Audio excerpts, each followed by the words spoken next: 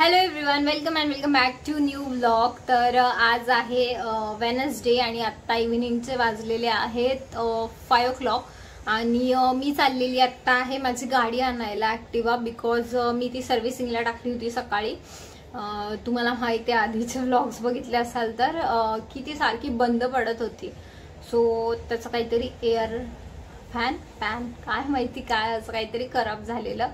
तर आता ती घ्यायला जायचंय। तर मेन असं आहे की इथून मला लवकर ऑटो भेटणार नाही आणि ऑटो जरी भेटली तरी इतके चार्ज घेतात ना इथे ऑटोवाले।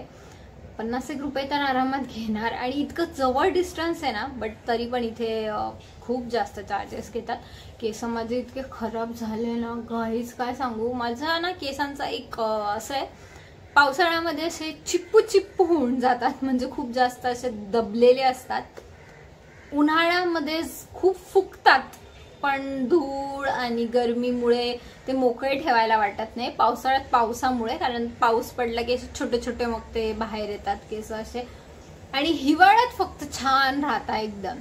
बाकी अदरवाईज असे आता उद्या वॉश करेन, कारण उद्याचा ब्लॉग पण खूप इंटरेस्टिंग असणार आहे। कारण उद्या सांगू का मी कुठेतरी बाहेर जाणार आहे, सो ते तुम्ही नेक्स्ट ब्लॉग आल्यावरच बघा। तर चला आता आपण जाऊयात।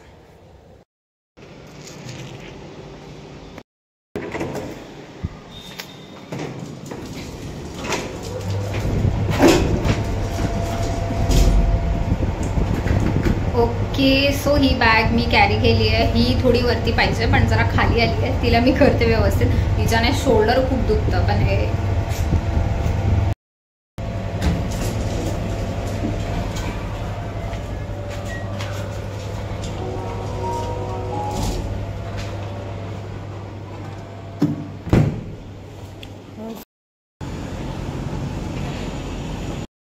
चालते। ऑटो भेटलेली नाहीये आणि वातावरण पण ना एकदम पावसाचं झालंय। काय माहिती आता ऑटो कधी भेटते। आभाळ किती भरलेलं आहे बघा, पाऊस कधी येईल। पाऊस येईल काय, बारीक बारीक यायलाच लागलाय, दिसते की काय।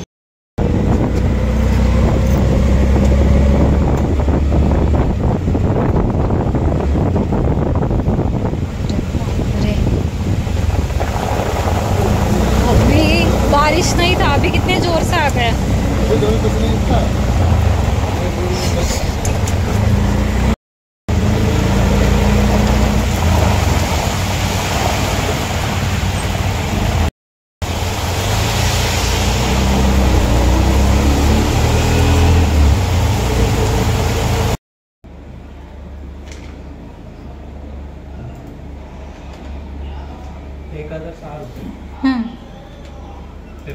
ऑनलाइन से स्कैनर है ना।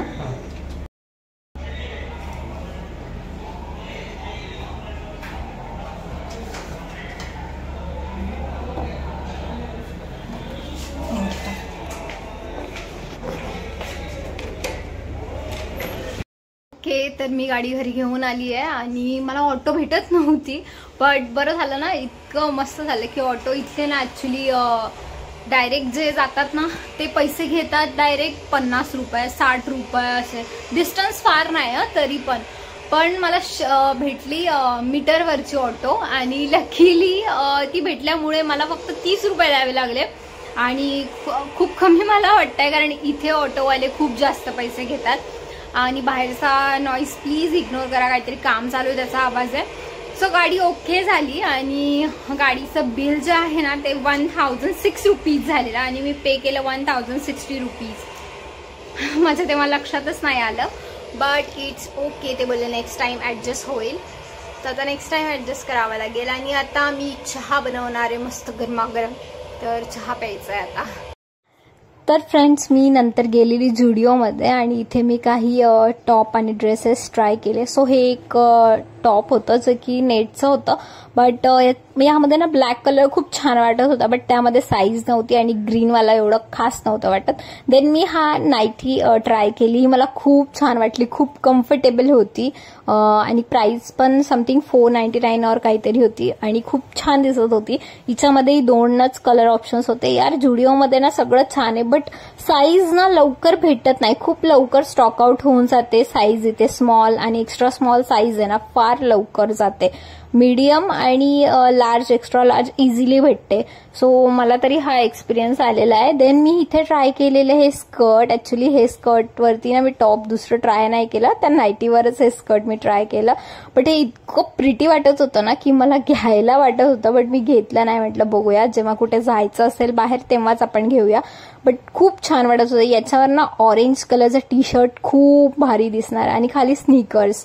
सो मी डेफिनेटली असं स्कर्ट घेणार आहे. माझ्याकडे स्कर्ट्स इतके पडले बट यूज होत नाही, त्यामुळे मला घ्यायची इच्छा झाली नाही.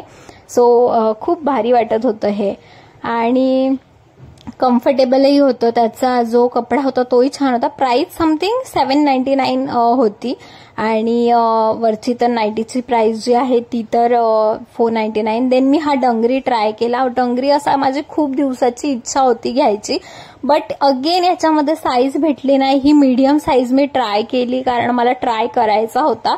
मला स्मॉल हवा होता. स्मॉल जर असता तर मी डेफिनेटली घेतलं असतं, बिकॉज मला हाच एक माझ्याकडे पॅटर्न नाहीये, बाकी सगळे आहेत. सो लूज खूप होती. अगेन छान दिसत होती बट खूप जास्त लूज असल्यामुळे मला ती नाही घ्यावीशी वाटली. माझी साईज असती तर मी घेतली असती. आय होप की तुम्हाला आजचा व्लॉग आवडला असेल.